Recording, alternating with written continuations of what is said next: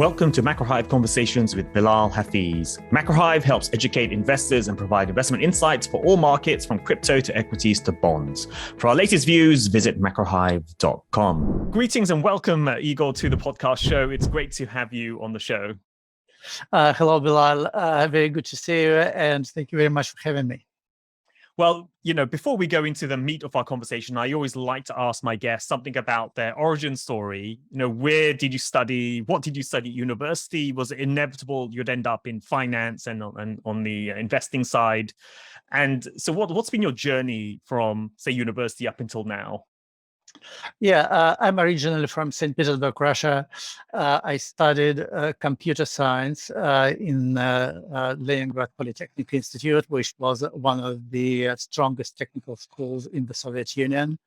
And upon graduation, I worked for a few years as a computer programmer and head of a group of computer programmers.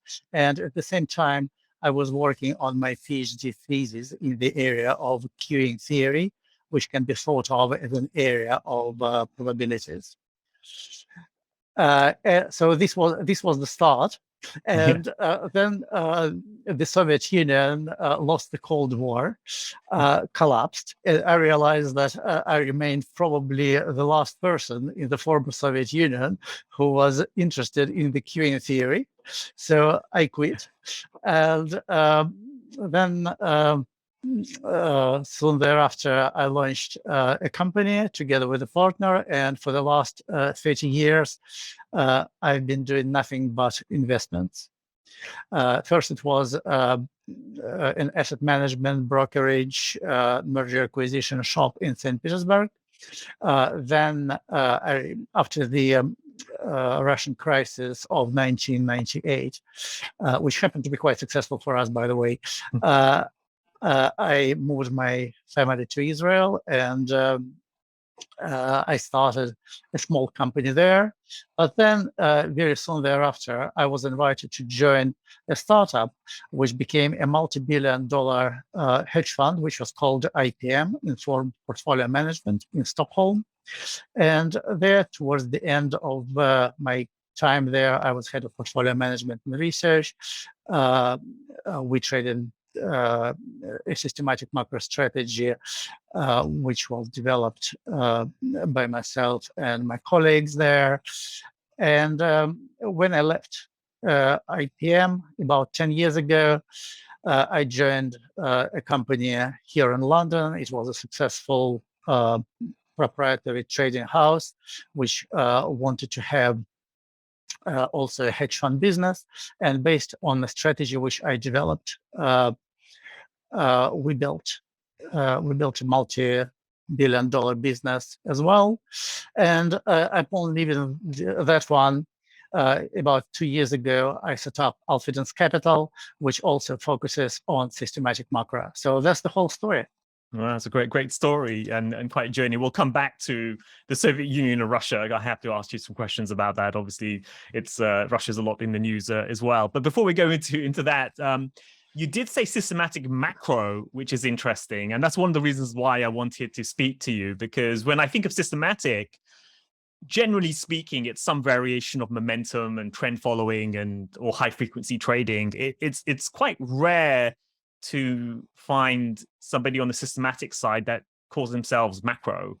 So the first question I have for you is, why do you think you can do systematic on macro? Surely all the big macro names, Soros, Wall Tudor Jones, I mean, they're all discretionary type people. Why do you think systematic can be applied to macro?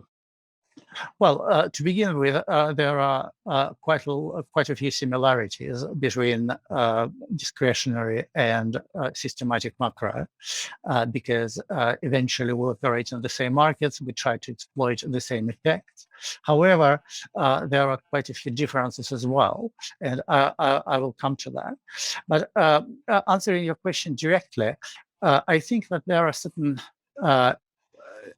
areas which are very difficult, certain questions which are very difficult to answer without a quantitative support. It's just too much information which is difficult for a human mind to process. And if you are able to formalize certain things, put them on a systematic basis, implement in a computer program, then you can run macro strategies in a systematic way. And there are obvious differences which can be considered as advantages or disadvantages. For example, the software program is completely unemotional. It doesn't have headaches. It never goes on holiday. It doesn't divorce its wife. So it never has those problems. It just works as programmed. On the other hand, it of course misses the flexibility of the human mind because it only does what it's programmed to do. An obvious advantage of systematic is that the number of themes which a systematic program can exploit is significantly larger. We know that the human mind can only process 3 to 7 ideas at any given point in time, and 7 is more for geniuses. For normal people, it's probably closer to 3. And the computer program is not limited with that. And this leads to a much better diversification of systematic programs versus discretionary programs. And related to that, systematic programs can process vast amounts of information, which the human mind simply can't process. It's impossible. It leads to the possibility of using advanced learning techniques, and they can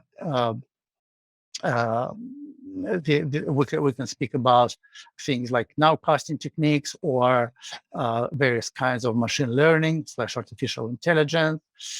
And again, this is more difficult to do when you are just a human being. Another thing is that for a human, it's more natural to think in directional terms. For a computer, it's easier to think in relative value terms. For example, when you think about the bond market, people will think about the direction of US Treasuries. Where does the yield go? But when you build a relative value model, you can compare, let's say, US Treasuries with UK gilts, with German bonds, with JGBs, and so on. So you can create a relative value portfolio. And it's much easier to do in a systematic way. Of course, you need the effects which you model to be repeatable, which is a certain limitation on the systematic side. Again, the human mind is more flexible. The effects must be quantifiable, but there are enough of such effects. So it's very difficult to quantify human speech, for example, although there are some very successful natural language processing programs which help with that as well. Actually, maybe we should stop there and maybe go into an example, because there's a lot of information you've just given me, and I'm a human. So, I mean, if we take, say, this year, for example, in markets, so what's happened this year is that what we're seeing, inflation has been more persistent than people thought.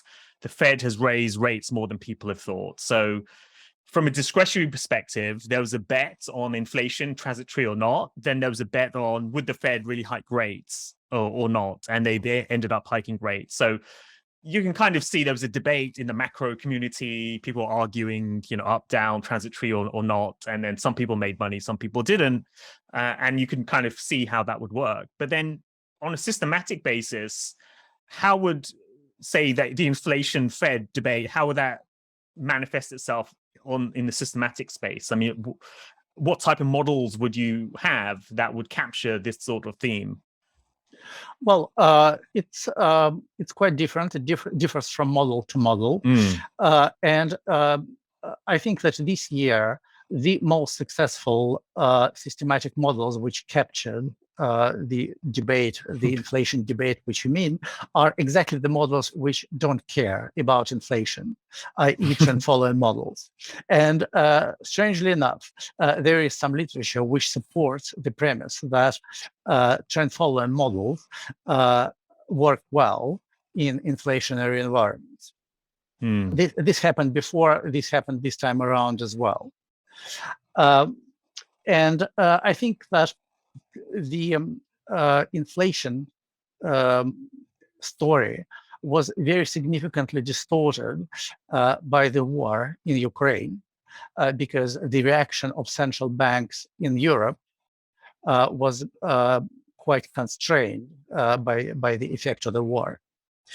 So it wasn't just the inflation; it was it was a confluence of a number of various factors. Some of them are modelable, others are not. The wars are typically not modelable. So you mentioned trend, which is more for conventional systematic model. So what would some examples of macro systematic models be? For example, you can think about change in money supply as an indicator of future inflation. Obviously, when a central bank prints more money, you would expect the value of this money to go down, i.e. the price of goods to go up. You can think of some leading indicators like, I don't know, industrial production, for example, which will help you forecast inflation. And you can do it not necessarily on a directional basis, but also on a relative value basis. So such things are very simple examples of how things may work. Yeah, and then on the money supply one, that's an interesting one because the definition of money supply has changed over time. You know, it was M3 at one point, M2, M0, then people augmented it, M4, and then there was QE, and you had to kind of modify it. So when it comes to, say, a series like that, when you do a back test for your models, how do you make sure that you're doing a true out-of-sample back test? You're not using your knowledge today of how money supply has developed and applying it to the past. Well, you always begin with an idea. Okay. Right? Yeah. So before you have even seen the data, it's quite intuitively clear, right? Money supply goes up, you should expect inflation go up, all else being equal. Yeah. And if you compare two countries, you would expect inflation to be higher in the country where the central bank has printed more money.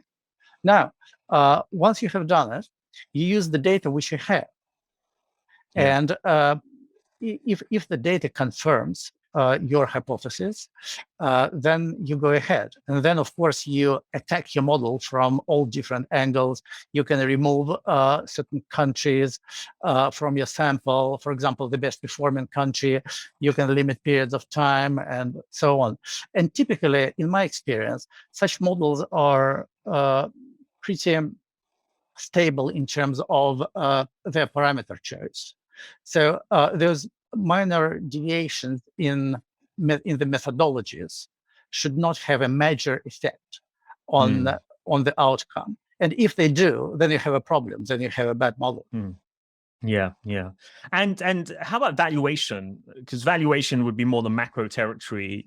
So one can think of valuations in equity markets, PE ratios and CAPE and all these other sorts of things. But when it comes to, say, bonds, it's a bit more uncertain what the right valuation framework is, or for FX even. So how, number one, do you use valuation? And secondly, if you do, what types of approaches would you use? Yes, we do use valuation. And in currencies, for example, you can use some kind of PPP, purchasing power parity model. And there are various models available. And in general, all of them tend to work. One thing to remember, though, is that none of those single models is going to make you rich. Each of them is a very weak predictor, and you should not expect a very high Sharpe ratio from those models. Also, remember that the data is published very infrequently. Let's say money supply data or CPI data are published on a monthly basis. Some data which can be used, let's say current account data or GDP data, are published on a quarterly basis. And this data by itself is quite noisy. So you want to smooth it. And if you do so, you make your model very slow. And this is another property of some approaches. For example, our model is pretty slow, which makes it very uncomfortable for people to trade. But in bonds, you can, speaking about valuation, you can think about the shape of the yield curve, especially on a relative basis, and you derive the value from the shape of the yield curve because it's the best expectation the market has. Yeah, okay. And you mentioned that a lot of the models you have will be slower moving because the inputs, the data are slow moving. So from a risk management perspective, how do you have a specific approach to risk management? So if certain models are underperforming for some period of time, it's going through a drawdown, obviously you don't want to experience that drawdown. I mean, how do you manage the risk management side? Risk management is a very interesting topic. And I think that risk management problems can be separated into two parts. The first part is a risk allocation. How do you allocate risk to individual components of your strategy, be it individual factors, or some people call them individual alphas, individual submodels, sub-strategies, whatever the names are. How do you allocate risk on a strategic basis? How do you allocate risk on a tactical basis? On a strategic basis, you think about, okay, how much risk do I want to give to this component over the long run? On a tactical basis, you think, okay, how much risk do I want to give this component now? And these risk allocation tasks are very important. They may have a very significant effect on the overall performance of the strategy. It's not only how those individual alphas or factors are performing, it's also how much risk you give them. And interestingly enough, it's very difficult to beat very simple models in risk allocation. In general, the simpler the better. This is one of my experiences in quantitative finance. Then the second part is what can be called risk control. And risk control can be backward-looking or forward-looking. A typical example of backward-looking risk control is stop loss. And many people use stop losses. We don't. And the reason for it is that stop loss is a very anthropomorphic concept. Because you don't like humans, do you? Well, I do like some humans.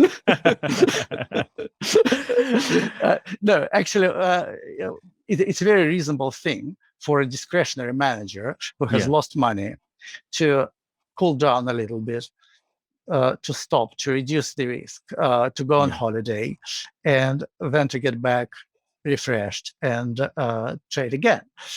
But for a systematic strategy to use a stop loss, you need to have this strategy having positive autocorrelation. In other words, if the strategy underperforms today, you should expect that it will also underperform tomorrow. This is not a property of many relative value strategies. This is typically a property of trend following strategies, but in relative value, this typically, not always, but typically not the case. So if you use stop losses on top of strategies which don't exhibit positive autocorrelation, you are going to lose money. Okay, so the idea there is actually, if you don't have autocorrelation, then if you are making a large loss today, the probability is actually you're going to recover the next day, or so stopping out is probably the worst thing to do because the strategy will probably recover soon after. If you have a negative autocorrelation, if you have a negative autocorrelation model, yes. Yeah. But if you have zero autocorrelation, then your loss or profit today gives you absolutely no clue about what is going to happen tomorrow. Yeah. So understanding the autocorrelation properties of your strategy is very important then. Yes. Yeah. Yeah. And on top of that, what people do use and what we are trying to use is some kind of constraints on individual position levels, on some asset class level. You can constrain exposures to certain factors. You can constrain exposure to, let's say, expected volatility of your portfolio. You can limit it and reduce the aggressiveness of your portfolio when the expected volatility is going up. Because eventually what you want to do in the risk control part of your risk management process is to cut the tails of the distribution of returns. Because you don't want to have large negative surprises. You don't want to have tail events on the left-hand side. Unfortunately, only cutting the left tail is very difficult. So sometimes you have to cut the right tail as well. But eventually what you are doing, you are pushing the distribution of returns towards the mean. You don't want surprises. That's the idea. Yeah. And you mentioned, the first was risk allocation. What determines that? Is that on a strategic basis, is it that you allocate more risk to the models with the highest Sharpe ratios over time? And what's your how do you determine the risk allocation between models? Well, as I said, there are different ways of doing so. Typically, you would want to give more risk to a model where you expect Sharpe ratio to be higher, and lower risk where you expect Sharpe ratio to be lower. But in order to do that, you need to have very good estimates of your future Sharpe ratios. And in order to do that, you need to have reasonably high Sharpe ratios, because otherwise the statistical significance of your estimates is going to be quite low. So just to give you an idea, if you have, let's say, a factor or an alpha with a Sharpe ratio of 0.2, and assuming stationarity of returns, you need approximately 100 years of data to prove its statistical significance on the 95% confidence level. And if you tell me where can I get 100 years of stationary data, please don't tell it to anyone. Anyone else. Yeah, it's just impossible.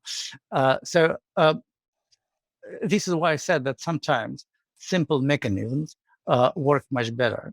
And sometimes it's easier and more reliable to give equal amount of risk to the components of your strategy, and where you have a high confidence in them, you can apply more advanced methods of risk allocation. And in terms of some of the models you've worked, we've mentioned sort of money supply, what other types of factors or inputs do you look at? Well, we'll look at we'll look at things like current accounts, GDPs, trade balance, public debt, these kind of things. We'll also look at the shape of the curve in a number of different ways, and we do it both on an absolute basis and on a relative basis. We look at let's say valuation multiples, which are aggregated on an index level. Some quality factors, again, aggregated on an index level for equities. So this is what we do. And the markets you would trade, which types of markets would you trade? Is it all markets or liquid markets, or do you restrict yourself to certain asset classes? We trade on the liquid markets. So it will be developed equity market indices, developed markets, 10-year government bonds, and developed market currencies. This is all done via futures. We trade VIX futures, and we also trade commodities. Yeah. Okay. So kind of all the liquid futures type markets and indices.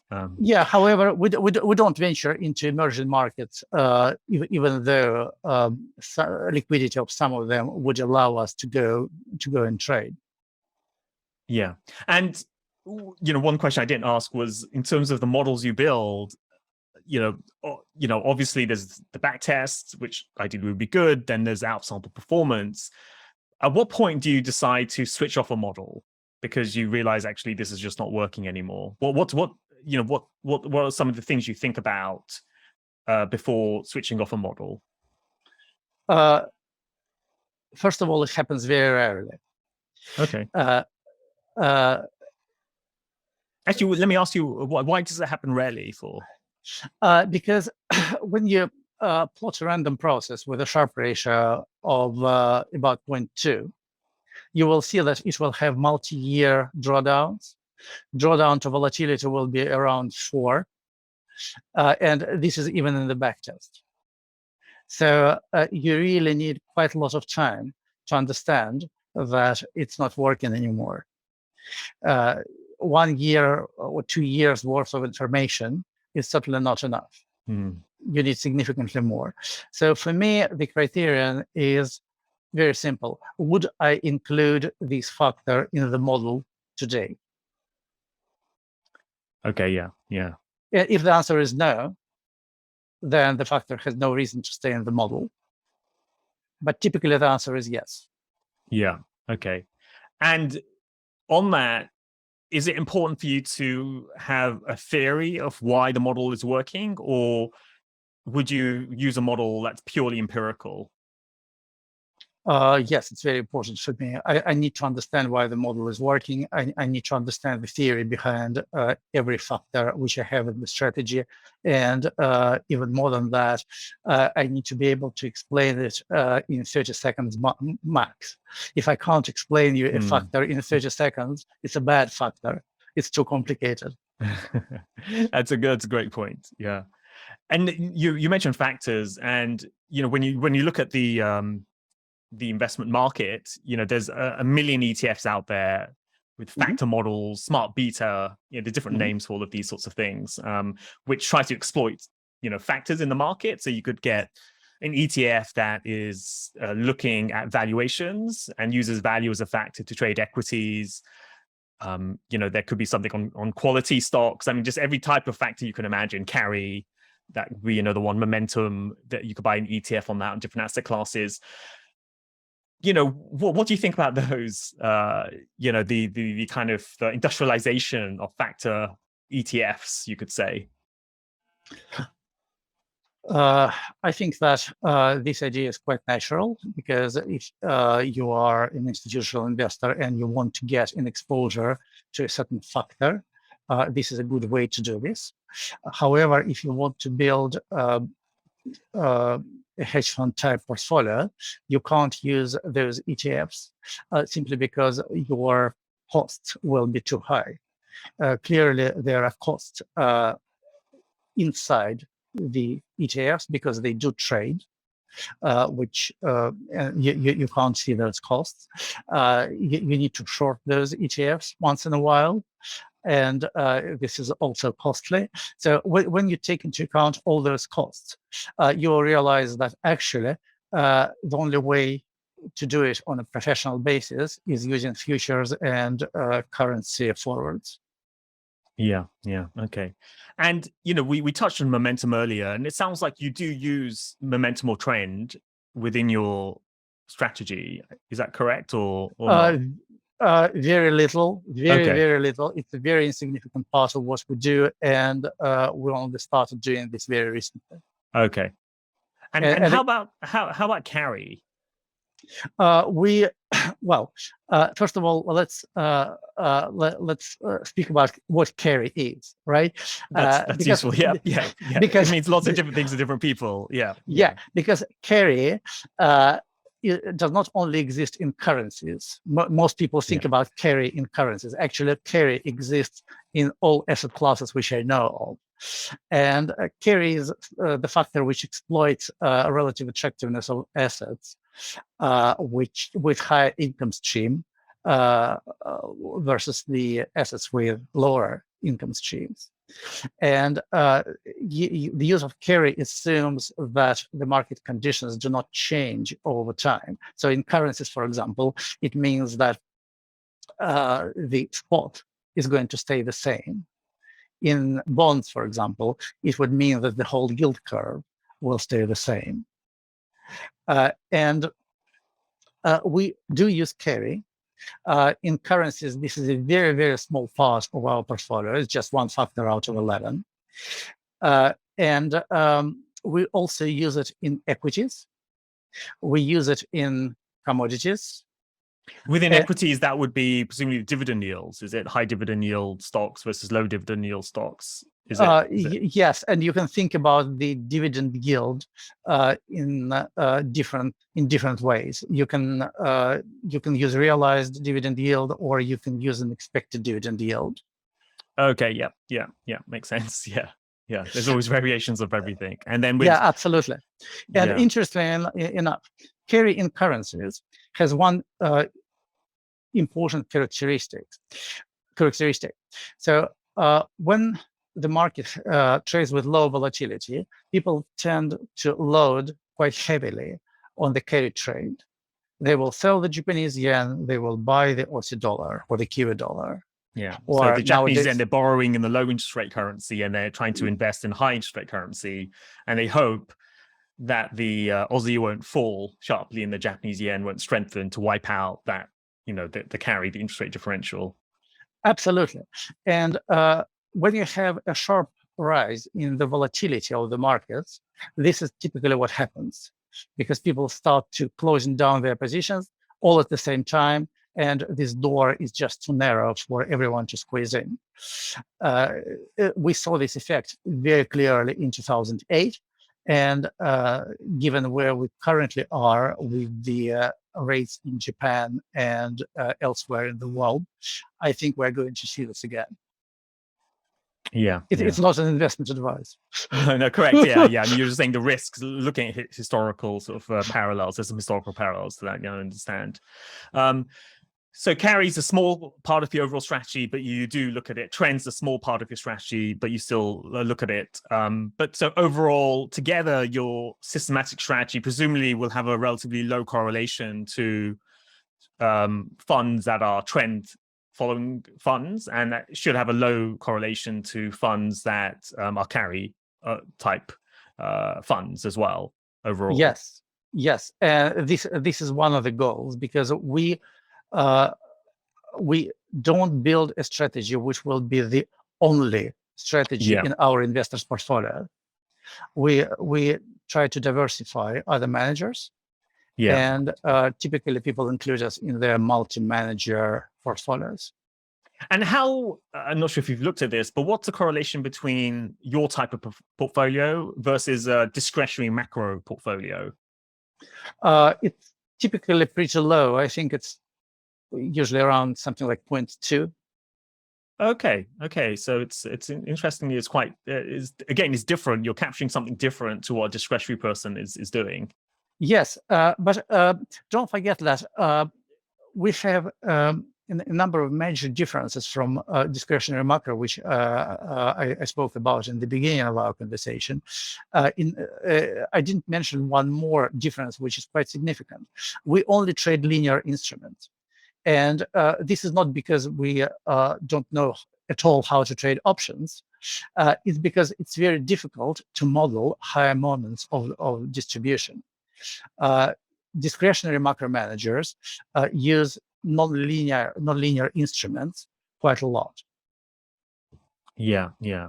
So that can give them leverage in certain situations, or payoffs in situations which you won't be able to capture in the same way. So they're in some ways, they're playing a different game to you in some ways. So yes, it would then make sense for you not to have the same return profile as they do. Yes, right. And when you say modeling the different moments, just for the benefit of our audience, the moments are the returns, the average, the expected returns. Then there's volatility would be the second moment. I did want to ask you about some of the methodologies.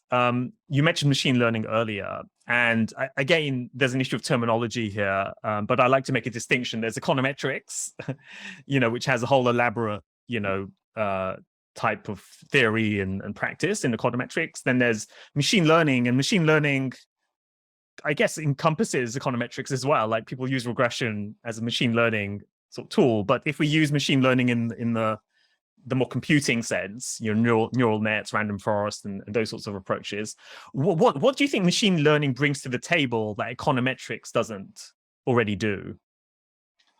It builds nonlinear models. Even from linear components, it can build nonlinear models. Yeah. And have you found that to be quite useful in the type of work that you do? We are actively looking at it, and my impression is that there is a good potential in machine learning in risk allocation, more than in the actual return forecasting. But that's only in our space, because as we said before, we deal with pretty low amounts of data in terms of time series. Like, if you have 20 years worth of current account data, you only have 8 data points, which is certainly not enough to train any model. It's nothing. I think that alpha forecasting for faster models using machine learning techniques like neural nets, or you mentioned random forests, is also possible, and many people do use it quite successfully. Yeah. And then on the data side, obviously, a lot of the data you use is historic, long time series. Is there scope? Do you find there's also scope in the alternative data space? You often hear people talking about alternative data, and that could be things ranging from like satellite imagery, weather. Then obviously there's all these new natural language processing type models where you translate text into data, fed speeches, or those sorts of things, which we've actually done some of those things ourselves. What are your thoughts on alternative data? I think that this is a great industry in its infancy. And I think that it's already possible to successfully use alternative data if you trade, let's say, US equities on a single name basis.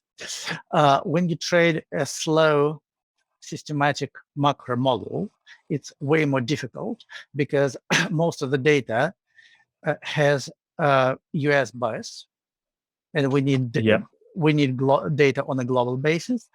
And also data has has a quite short history, and we need a longer history of data to test our ideas. So we are monitoring the area, but we have not started using any alternative data in production. It doesn't mean we won't. We very, very well may start using alternative data, but right now it just hasn't happened yet. Okay.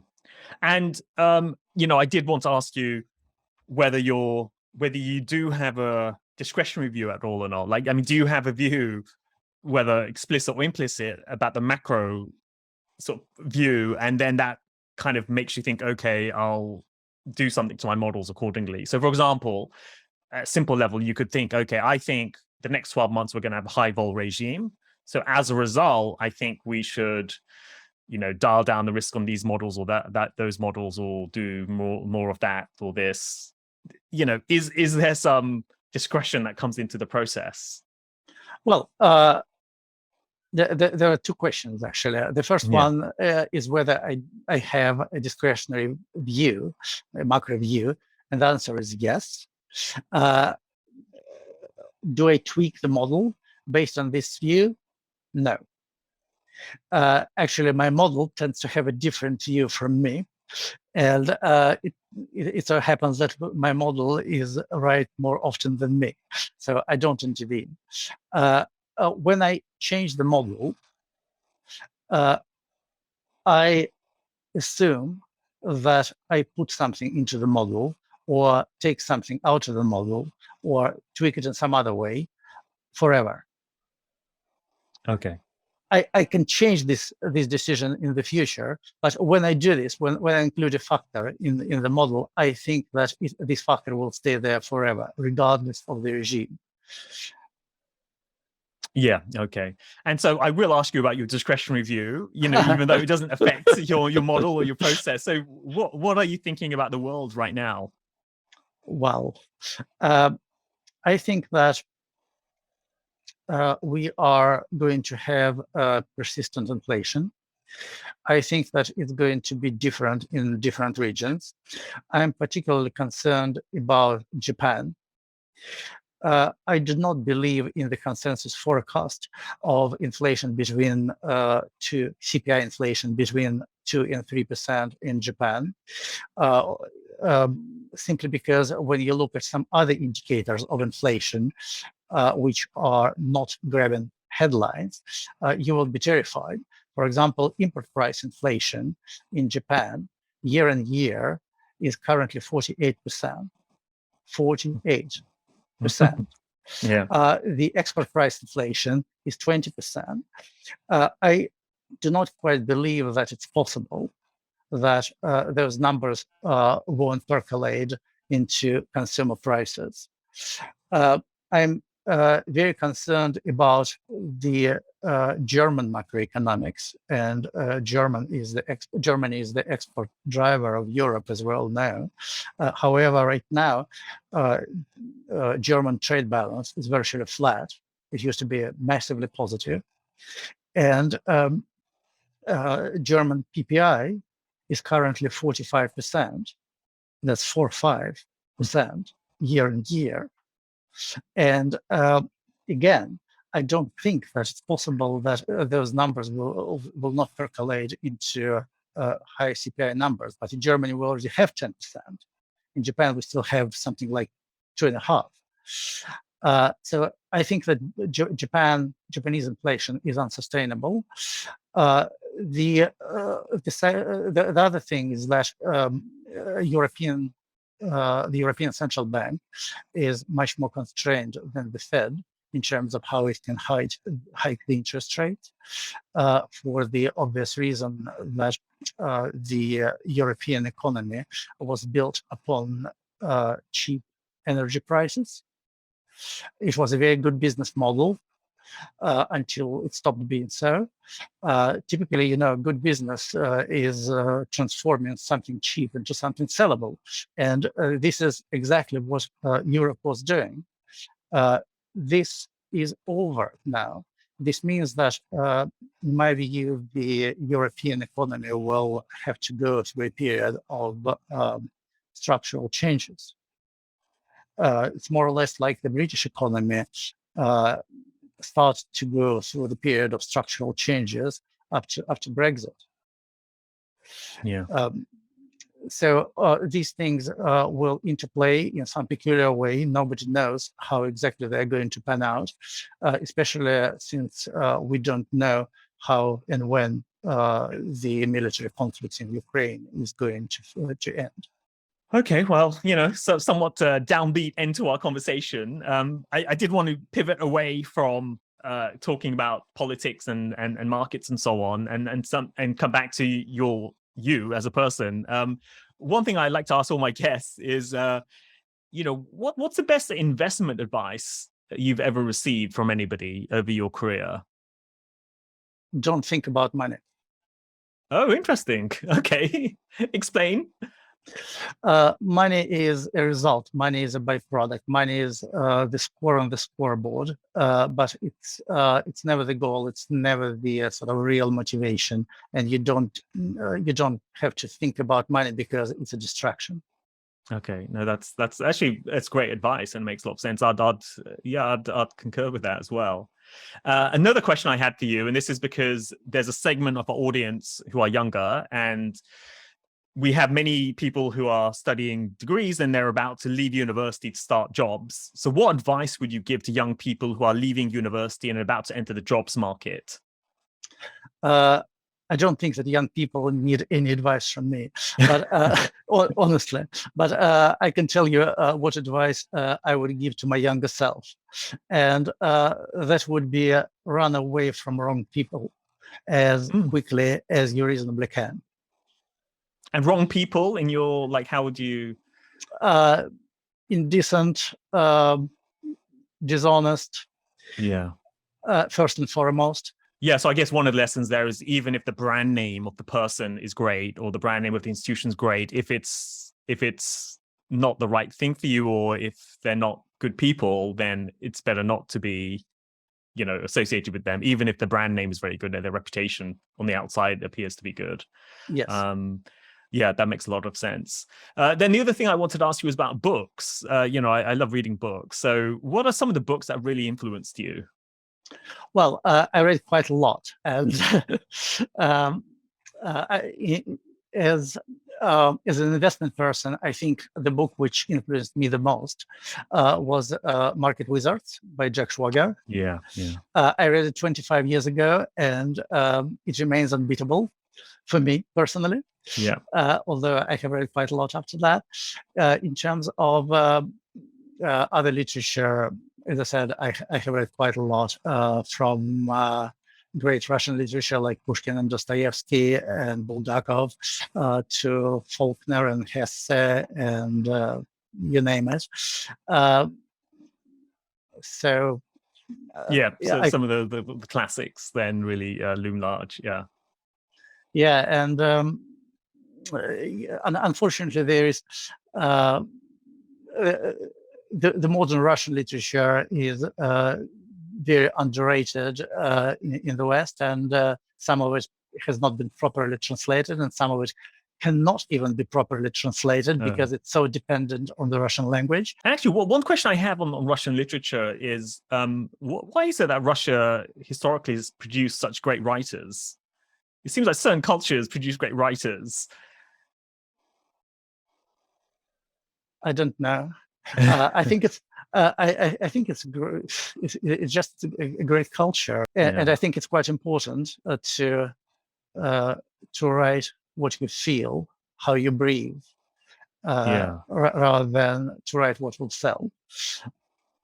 Yeah, and that's why it's probably still to this day they're viewed as classics because it wasn't of that time almost. It's capturing something about the eternal nature of humans, and so people read it today and it really sticks with them. And the depth is quite amazing when you read Dostoevsky or Pushkin or Tolstoy. It's remarkable, like the level of detail and the range of characters all in one novel. It's really quite impressive. Yes, absolutely right. But I don't think that it's a characteristic of only Russian literature. If you think about Hermann Hesse, for example, and Journey to the East, one of my favorite things, or The Glass Bead Game, another beauty, just amazing thing, or George Orwell, one of my all-time favorites. So what I like about George Orwell is his clarity of writing. He was very each sentence had very high impact. So there's no waste in the way he used language. Right. And obviously his ideas were great as well. He was a great writer. Yes, yes, I fully agree with this. As I said, one of my favorites. Yeah. Okay, that's great. Now, final thing is, if people wanted to follow you in some way or reach out to you, what's the best way for them to do that? I'm available on LinkedIn. Okay, yeah. So I'll add your LinkedIn link to our show notes so that if people wanted to reach out, they can just reach out through that channel. Yeah, sure, absolutely. Yeah. Okay, with that, thanks a lot. It's been a really eye-opening conversation with you, and I really appreciate you taking the time out to speak to me. Thank you very much for having me. You asked some really great questions, and I enjoyed it thoroughly. Thanks a lot. Great. Thanks. Thanks for listening to the episode. Please subscribe to the podcast show on Apple, Spotify, or wherever you listen to podcasts. Leave a 5-star rating, a nice comment, and let other people know about the show. We'd be super grateful. Finally, sign up for our free newsletter at macrohive.com/free. That's macrohive.com/free. We'll be back soon, so tune in then.